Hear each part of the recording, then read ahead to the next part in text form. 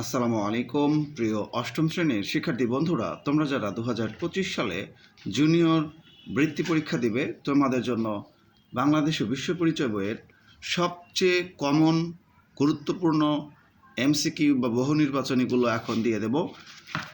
অবশ্যই তোমরা আমার কথা মনোযোগ সহকারে শুনবে। আর প্রত্যেকেই কিন্তু আমার English with Azim learning point এবং আজিম এমসিকিউ পয়েন্টস এই তিনটা চ্যানেল সাবস্ক্রাইব করে দিবে। যারা আমার পড়া পছন্দ করো, আমাকে পছন্দ করো, অবশ্যই চ্যানেলগুলো সাবস্ক্রাইব করে দিবে। চলে যাচ্ছি মূল পড়ায়। আমি শুধু ইম্পর্টেন্টগুলো বলবো। মাৎসন্যায় কোন ভাষার শব্দ? উত্তর হচ্ছে সংস্কৃত। প্রত্ন শব্দের অর্থ কী? পুরনো। এরপরে হচ্ছে বাংলাদেশের জাতীয় পতাকা প্রথম উত্তোলন করা হয় 1971 সালের কত তারিখে? 2রা মার্চ। 2রা মার্চ। প্রাচীন বাংলার কোন কাপড়ের বেশ খ্যাতি ছিল? দুকুল। এরপরে হচ্ছে কোন দিনটিকে জাতীয় জনসংখ্যা দিবস হিসেবে পালন করা হয়? 2 ফেব্রুয়ারি। এরপরে হচ্ছে বায়ুমণ্ডলে ভূপৃষ্ঠের নিকটবর্তী স্তরের নাম কি? ট্রপোস্ফিয়ার। বর্তমানে বাংলাদেশে কোন শিল্পটি সম্ভাবনাময় শিল্প হিসেবে বিবেচিত হচ্ছে? ঔষধ। এরপরে বাংলায় কত সাল পর্যন্ত ইংরেজদের শাসন চলে? 1947 পর্যন্ত। এখানে বলে রাখি 1757 থেকে 1947 সাল পর্যন্ত চলে ইংরেজদের শাসন বা ঔপনিবেশিক যুগ। এরপরে দেখো প্রশ্ন হচ্ছে পাল রাজারা এদেশ বা বাংলা কত বছর শাসন করে? 400 বছর। এরপরের প্রশ্ন হচ্ছে সর্বপ্রথম কোন মুঘল সম্রাট ঢাকা দখল করেন? জাহাঙ্গীর। এরপরে হচ্ছে বাংলায় তুর্কি শাসনের সূত্রপাত ঘটান কে? বখতিয়ার খলজি। এরপরের প্রশ্ন মাৎসন্যায় কোন ভাষার শব্দ? সংস্কৃত। এটা আমরা বলছি। পলাশির যুদ্ধ সংঘটিত হয় কত সালে? 1757 সালে। ইংরেজ শাসনের অবসান হয় কত সালে? 1947 সালে। প্রথম বাঙালি শাসক কে ছিলেন? শশাঙ্ক। কার হাতে সেন শাসনের অবসান হয়? বখতিয়ার খলজির হাতে। তারপরে হচ্ছে কর্ণাটক কোন এলাকার অন্তর্গত? দক্ষিণ ভারত। এরপরে হচ্ছে পর্তুগিজ নাবিক ভারতে প্রথম কোন বন্দরে আসেন? কালিকট। এরপরে হচ্ছে ভাস্কো দা গামা কোন দেশের নাবিক ছিলেন বা নাগরিক ছিলেন? পর্তুগাল। কারা সর্বপ্রথম ভারতবর্ষে আগমন করে? এটা হচ্ছে পর্তুগিজরা। কোন নাবিক ভারত মহাসাগরের কর্তৃত্ব অধিকার করেন? আলবুকার্ক। এরপরের প্রশ্ন হচ্ছে বার্নিয়ার কোন দেশের পর্যটক ছিলেন? ফরাসি। ইউরোপের যে যুদ্ধরত বিভিন্ন দেশের মধ্যে একটা শান্তি চুক্তি হয়, এটা হচ্ছে 1648 সালে। নবাব সিরাজউদ্দৌলা কত বছর বয়সে সিংহাসনে বসেন? 22 বছর। এরপরে হচ্ছে নবাব সিরাজউদ্দৌলার পরাজয়ের জন্য দায়ী কে? মীর জাফর। এরপরে হচ্ছে কত সালে বক্সারের যুদ্ধ হয়? 1764 সালে। ব্রিটিশ ভারতে প্রথম ভাইসরয় কে ছিলেন? লর্ড ক্যানিং। কত সালে চিরস্থায়ী বন্দোবস্ত হয়? 1793 সালে। 76-এর মন্বন্তর ইংরেজি কত সালে হয়েছিল? 1770 আর বাংলা 1176। মনে রাখবে সবাই। বাংলায় দ্বৈত শাসন চালু করে? Lord Clive. এরপরে হচ্ছে ভারত শাসন আইন পাশ হয় কত সালে? ব্রিটিশ পার্লামেন্টে 1858 সালের 2 আগস্ট। 1858 সালের 2 আগস্ট। এরপরে হচ্ছে ব্রিটিশ শাসন আমলে নারীরা পিছিয়ে পড়েছিল কেন? সামাজিক অনুশাসনের জন্য। এরপরে হচ্ছে ভারতবর্ষে প্রথম মুদ্রণ যন্ত্র কোথায় স্থাপিত হয়? শ্রীরামপুরে। এরপরে বঙ্গভঙ্গ হয় কত সালে? 1905। আর বঙ্গভঙ্গ রদ হয় 1911-তে। সিপাহী বিদ্রোহ হয় কত সালে? 1858 সালে। এরপরে হচ্ছে এদেশে ইংরেজদের শিক্ষা বিস্তারের ফলে কি হয়? বহুকালের বিশ্বাস সম্পর্কে জনমনে প্রশ্ন জাগে। যাই হোক, মুসলিম লীগ কত সালে প্রতিষ্ঠিত হয়? 1906 সালে। বাংলায় সিপাহী বিদ্রোহের নেতৃত্ব দেন কে? মঙ্গল পাণ্ডে। কলকাতা মাদ্রাসার প্রতিষ্ঠাতাকে ওয়ারেন হেস্টিংস। আর দু বাংলাকে সুশাসন প্রতিষ্ঠায় বাংলাকে দুভাগে ভাগ করার যে প্রস্তাব সেটা দেন হচ্ছে লর্ড কার্জন। প্রত্ন শব্দের অর্থ কী? পুরনো। ঔপনিবেশিক যুগটা কত ছিল? 1757 থেকে 1947। এরপরে আহসান মঞ্জিল কোন নদীর তীরে অবস্থিত? বুড়িগঙ্গা। আর্মেনিয়ান গির্জা কোথায় নির্মিত হয়েছে?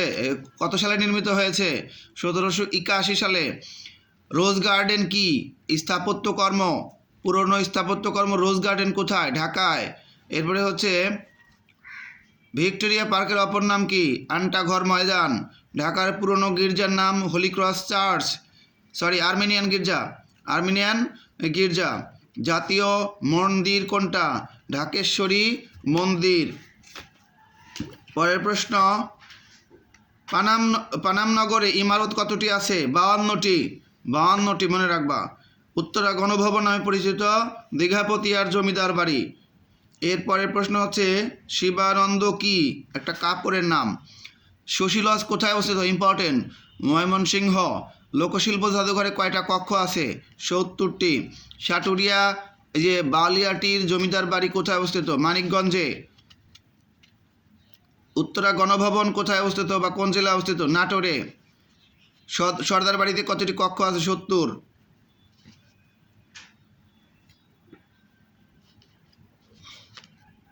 বারো ভূঁইয়াদের নেতা কে ছিলেন? ঈসা খাঁ। 1947 সালে ভারতীয় উপমহাদেশে দুটি রাষ্ট্রের জন্ম হয়, নাম হচ্ছে ভারত ও পাকিস্তান। ভারতের জন্ম 1947 সালের 15ই আগস্ট আর পাকিস্তানের জন্ম 14ই আগস্ট। এরপরে হচ্ছে বাংলাদেশে যে জাতীয় পতাকা প্রথম উত্তোলন করা হয় 2রা মার্চ 1971। এরপরে হচ্ছে কার নেতৃত্বে মানচিত্র খচিত স্বাধীন বাংলাদেশের পতাকা উত্তোলন করা হয়? আসম আব্দুর রবের নেতৃত্বে। আর 2রা মার্চ যে জাতীয় পতাকা উত্তোলন করা হয় এটা ডাকসুর নেতৃবৃন্দ এনারাই উত্তোলন করেন। রেসকোর্স ময়দানের বর্তমান নাম কি? সোহরাওয়ার্দী উদ্যান। সোহরাওয়ার্দী উদ্যানের পূর্ব নাম কি? রেসকোর্স ময়দান। অপারেশন সার্চলাইট অনুযায়ী ঢাকা বিশ্ববিদ্যালয়ের কতজন শিক্ষক নিহত হয়? 10 জন। কয়জন? 10 জন শিক্ষক নিহত হন। আর মুক্তিযুদ্ধকে সঠিকভাবে পরিচালনার জন্য সারা দেশকে ভাগ করা হয়েছিল 11টি সেক্টরে। 10 আর 1 11টি সেক্টরে ভাগ করা হয়েছিল। ঢাকা 2 ও 3 নম্বর সেক্টরে ছিল, আর টাঙ্গাইল কিন্তু ছিল 11 নম্বর সেক্টরে। মুজিবনগর সরকারের অর্থমন্ত্রী ছিল ক্যাপ্টেন এম মনসুর আলী, আর প্রধানমন্ত্রী ছিলেন তাজউদ্দিন আহমদ। তারপরে হচ্ছে অস্থায়ী রাষ্ট্রপতি ছিলেন সৈয়দ নজরুল ইসলাম। স্বরাষ্ট্র ত্রাণ ও পুনর্বাসন মন্ত্রী ছিলেন AHM কামরুজ্জামান। মুজিবনগর সরকার গঠিত হয় 1971-এর 10 এপ্রিল আর শপথ গ্রহণ করে 17 এপ্রিলে। মুজিবনগরের যে শপথ বাক্যটা পাঠ করান মুজিবনগর সরকারের অধ্যাপক ইউসুফ আলী। আর মুজিবনগর সরকারের কার্যক্রমকে ভাগ করা হয়েছে 2 ভাগে। মুক্তিযুদ্ধের সময় সারা বাংলাদেশকে ভাগ করা হয়েছিল 11টি সেক্টরে। ঢাকা ছিল কিন্তু 2 ও 3 নম্বর সেক্টরে, আর নৌবাহিনী ছিল 10 নম্বর সেক্টরে। যাই হোক, এরপরে হচ্ছে অপারেশন জ্যাকপট কিসের নাম? একটা অভিযানের নাম। সিতারা বেগম, তারামন বিবি এনারা কত নম্বর সেক্টরে কাজ করেছেন? 11 নম্বর সেক্টরে কাজ করেছেন। ময়মনসিংহ টাঙ্গাইল জেলা কিন্তু 11 নম্বর সেক্টরের অধীনে ছিল। মুক্তিযুদ্ধের সময় বাংলাদেশের জনসংখ্যা ছিল 7.5 কোটি। এরপরে হচ্ছে বাংলাদেশের প্রথম মিশন কোথায় ছিল? কলকাতা। বিবিসির কোন সাংবাদিক মুক্তিযুদ্ধের পক্ষে খবর প্রচার করেছিল? মার্ক টালি হলো একজন সাংবাদিক। তোমরা অবশ্যই এগুলো মনে রাখবা। এরপরে হচ্ছে যৌথ কমান্ডো গঠনের ফলে গতি লাভ করে মুক্তিযুদ্ধ। আচ্ছা, বাংলাদেশ ও ভারত কত তারিখে যৌথ বাহিনী গড়ে তোলে? 21শে নভেম্বর 1971। কত সালে স্বাধীন বাংলাদেশ প্রতিষ্ঠিত হয়? স্বাধীন বাংলাদেশ প্রতিষ্ঠিত হয় 1971 সালে। এরপরে শিক্ষার্থী বন্ধুরা, 26শে মার্চ আমাদের স্বাধীনতা দিবস, 16ই ডিসেম্বর আমাদের বিজয় দিবস। এগুলো কিন্তু তোমাদের মনে রাখতে হবে, অনেকে উল্টাপাল্টা করে ফেলে। আর হলো 14ই ডিসেম্বর শহীদ বুদ্ধিজীবী দিবস, 21শে ফেব্রুয়ারি আন্তর্জাতিক শহীদ দিবস। এরপরে হচ্ছে বাংলাদেশকে বলা হয় কৃষি প্রধান দেশ। বাংলাদেশের জলবায়ু কেমন? বাংলাদেশের জলবায়ু সমভাবাপন্ন বা নাতিশীতোষ্ণ।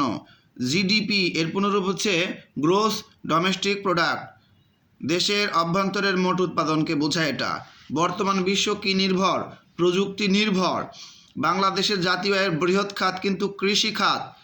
এরপরে দেখো 2023 থেকে 24 অর্থ বছরে কৃষি খাতের অবদান 11.02%।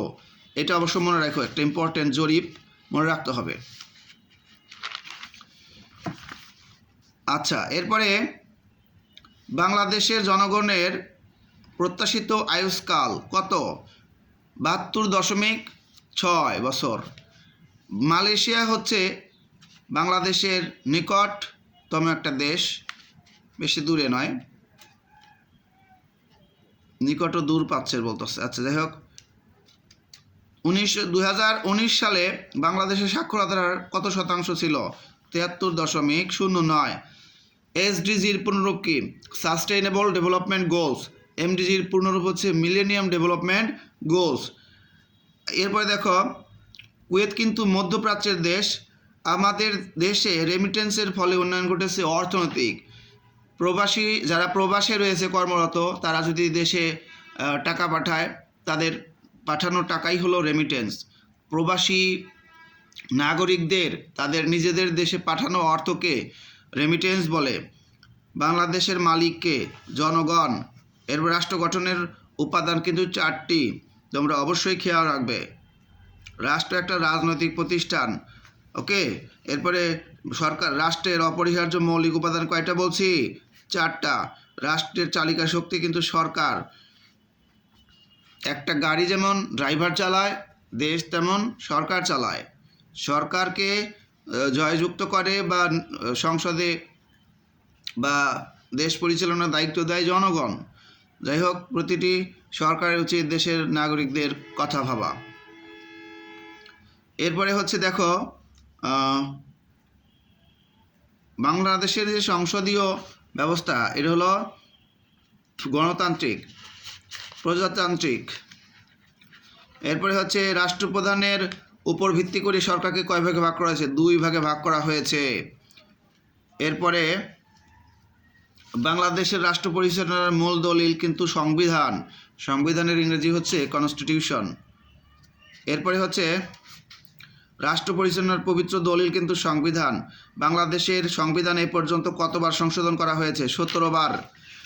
আর হচ্ছে দেখো, ইম্পর্টেন্ট এমসিকিউ বলেছে, বাংলাদেশের রাষ্ট্রীয় মূলনীতি কয়টি? 4টি। বাংলাদেশের সংবিধানে তাহলে অনুচ্ছেদ আছে কয়টা? সংবিধান অনুচ্ছেদ আছে 153টি। সবচেয়ে ইম্পর্টেন্ট এমসিকিউ এটা। আর বাংলাদেশের প্রথম অধিবেশন বসেছিল 10 এপ্রিলে। বাংলাদেশের আইনসভায় কয়টি আসন মহিলাদের জন্য রয়েছে? 50টি আসন। এরপরে হচ্ছে 153 অনুচ্ছেদে রয়েছে কোন দেশের সংবিধান? বাংলাদেশ। 153টি অনুচ্ছেদ রয়েছে কোন দেশের সংবিধানে? বাংলাদেশ। এরপরে হচ্ছে বাংলাদেশ সরকারের বিচার বিভাগের সর্বোচ্চ কেন্দ্র হচ্ছে সুপ্রিম কোর্ট।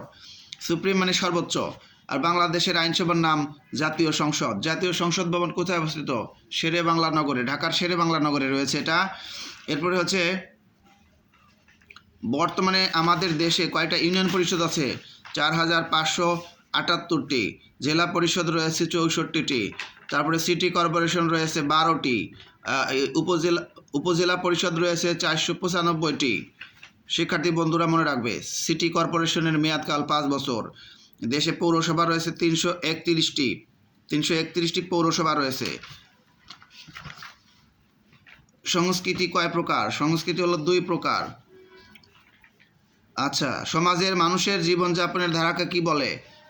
এটা হচ্ছে সংস্কৃতি বলে। শিক্ষার্থী বন্ধুরা, জীবনযাপনের ধারাই হলো সংস্কৃতি। বস্তুগত সংস্কৃতি আর হলো অবস্তুগত সংস্কৃতি।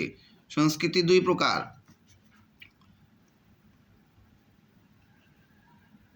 এরপরে হচ্ছে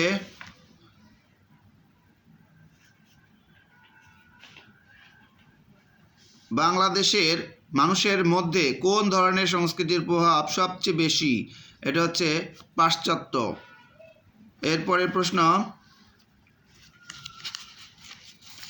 প্রাচীন বাংলার কোন কাপড়ের বেশ খ্যাতি ছিল? তোমাদের ভিডিওর শুরুতেই কিন্তু দুকুল নামের কাপড়ের কথা বলেছিলাম, সেটা। কান্তজি মন্দির কোথায় অবস্থিত? দিনাজপুরে। এরপরে হচ্ছে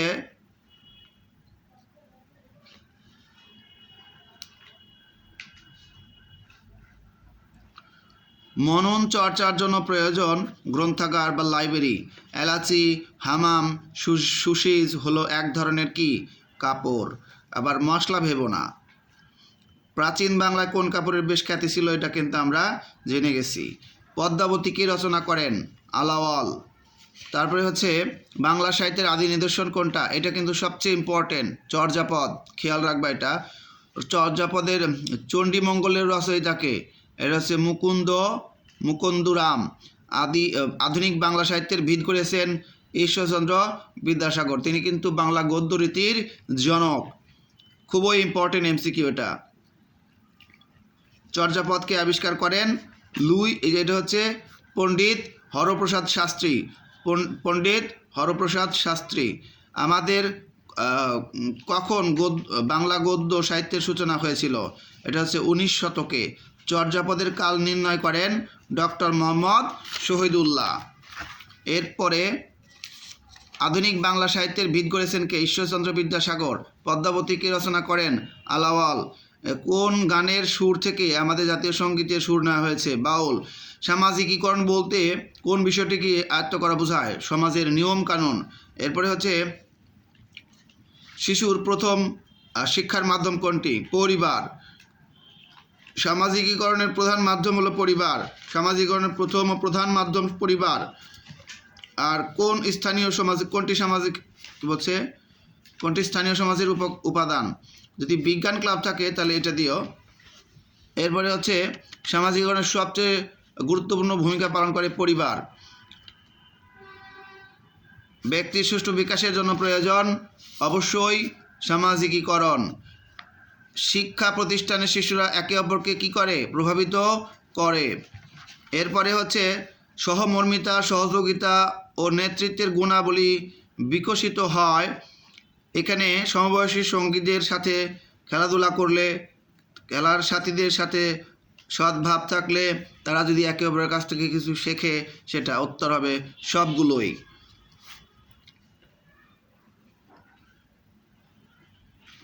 বিজ্ঞান ক্লাব কিন্তু স্থানীয় সমাজের উপাদান। বাংলাদেশের গ্রামীণ জনগোষ্ঠীর 85% হলে, মানে গ্রামে যদি 85% বাস করে মানুষ, তাহলে শহরে বাস করে কত?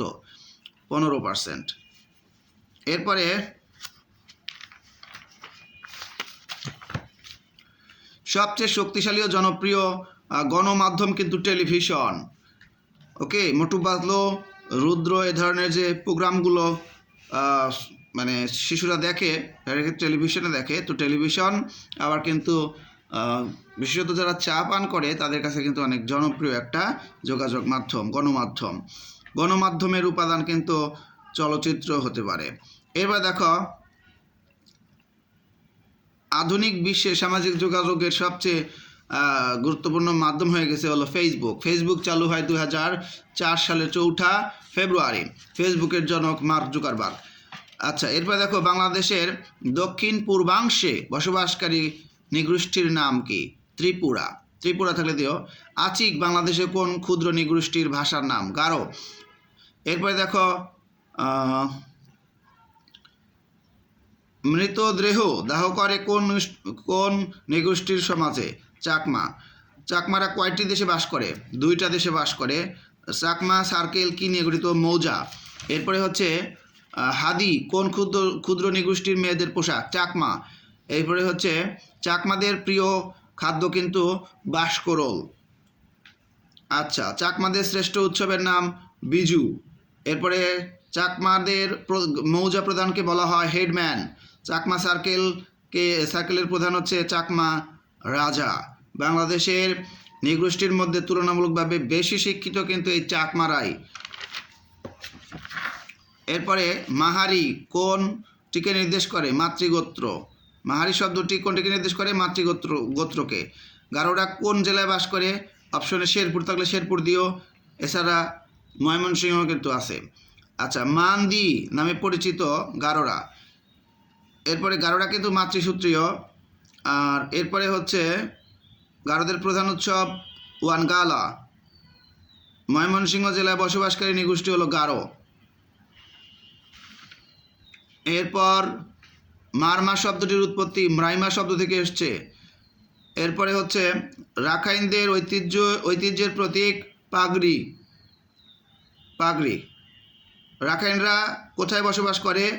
ওরা বসবাস করে পটুয়াখালীতে, বাংলাদেশের পটুয়াখালী আছে সেখানে। বাংলাদেশের রাখাইনরা কোন ধর্মাবলম্বী? বৌদ্ধ।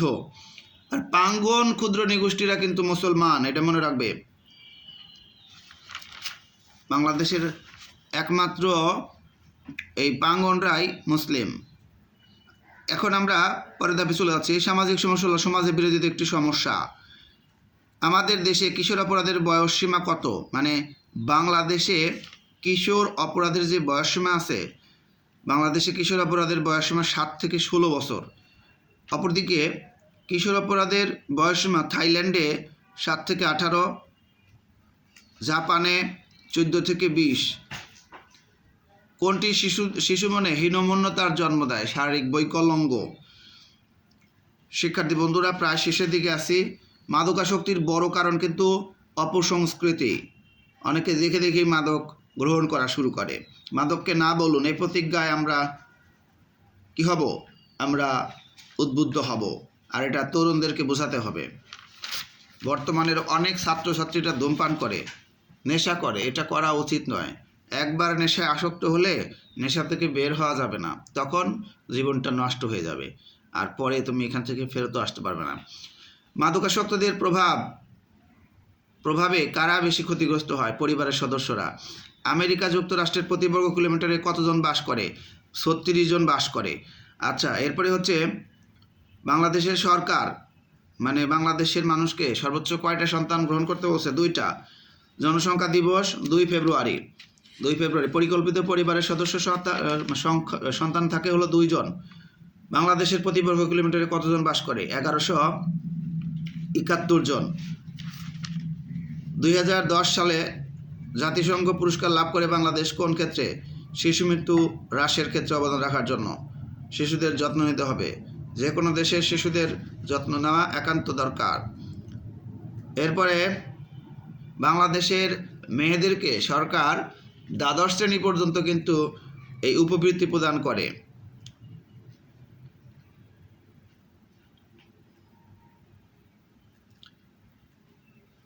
ষষ্ঠ শ্রেণীর শিক্ষার্থী মিনা উপবৃত্তি পায়, সে কোন শ্রেণী পর্যন্ত পেতে পারে? তাহলে হলো দ্বাদশ কলেজ পর্যন্ত সে পাবে। শিক্ষার্থী বন্ধুরা, অদক্ষ জনগোষ্ঠী বলতে কি বোঝায়? প্রশিক্ষণহীন জনগোষ্ঠী।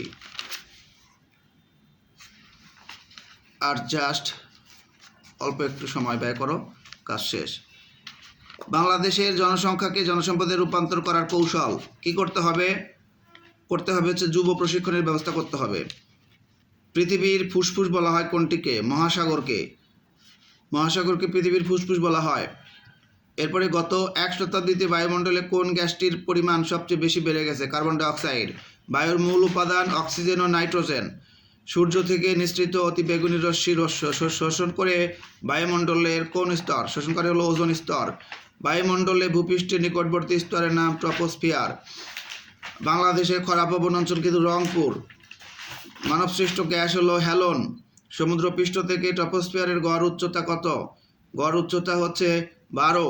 যানবাহনের নির্গত ধোঁয়া কার্বন ডাইঅক্সাইড। বৈশ্বিক উষ্ণায়নের প্রভাব, এটা হচ্ছে গ্রিন হাউস গ্যাস বৃদ্ধি। মানবদেহের ক্যান্সার ও চর্মরোগের জন্য দায়ী কে? অতি বেগুনি রশ্মি। মহাসমুদ্রকে পৃথিবীর মানবদেহের কোন অঙ্গের সাথে তুলনা করা হয়েছে? ফুসফুসের সাথে তুলনা করা হয়েছে। ওজোন স্তর কত কিলোমিটার পর্যন্ত বিস্তৃত? ওজোন স্তরের বিস্তৃতি হলো 20 কিলোমিটার পর্যন্ত। বায়ুমণ্ডল কার্বন ডাইঅক্সাইডের বৃদ্ধি পাওয়ার কারণ হচ্ছে বৃক্ষ নিধন, বন জঙ্গল উজাড় করে ফেলছে। এরপরে দেখো মানব কর্মকাণ্ডের ফলে সৃষ্ট দুর্যোগ হচ্ছে মরুকরণ। মানব সৃষ্ট দুর্যোগ কোনটি?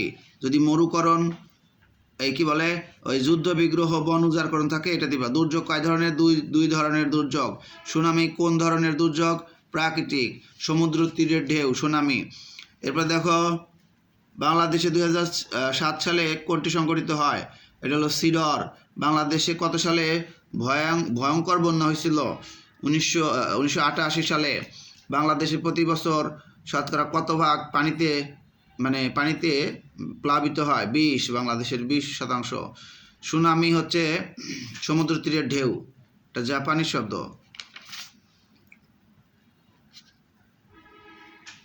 কোন উৎস থেকে আমরা খাবার লবণ পাই? অবশ্যই সমুদ্র। আচ্ছা, এরপরে দেখো বাংলাদেশের মোট ভূভাগের কত ভাগ বন? 16 ভাগ বন। থাকার কথা কত? 25 ভাগ। যে কোনো দেশের পরিবেশের ভারসাম্য রক্ষার জন্য 25 ভাগ বনভূমি থাকা দরকার, কিন্তু আমাদের দেশে রয়েছে 16 ভাগ। আচ্ছা, জীববৈচিত্র্য রক্ষায় আমাদের প্রথমে কি করা উচিত? জনসংখ্যা নিয়ন্ত্রণ করা উচিত। বাংলাদেশের বাংলাদেশের সমুদ্র বন্দরের সংখ্যা কয়টা? 3টা। সমুদ্র কি বলে বঙ্গোপসাগর বাংলাদেশের কোন দিকে অবস্থিত? দক্ষিণে অবস্থিত। বাংলাদেশের মোট চিনি কল রয়েছে 17টা, আর সিমেন্ট কারখানা রয়েছে 12টা। ছাতক সিমেন্ট কারখানা স্থাপিত হয় 1940 সালে। বাংলাদেশের সম্ভাবনাময় শিল্প হলো ঔষধ। বাংলাদেশের নতুন অর্থকরী ফসল কোনটা? এটা হচ্ছে তুলা। সাদা সোনা বলা হয় চিংড়িকে। ইম্পর্টেন্ট কিন্তু। প্রথম প্রাকৃতিক গ্যাস ভিত্তিক সার কারখানা কত সালে প্রতিষ্ঠিত হয়?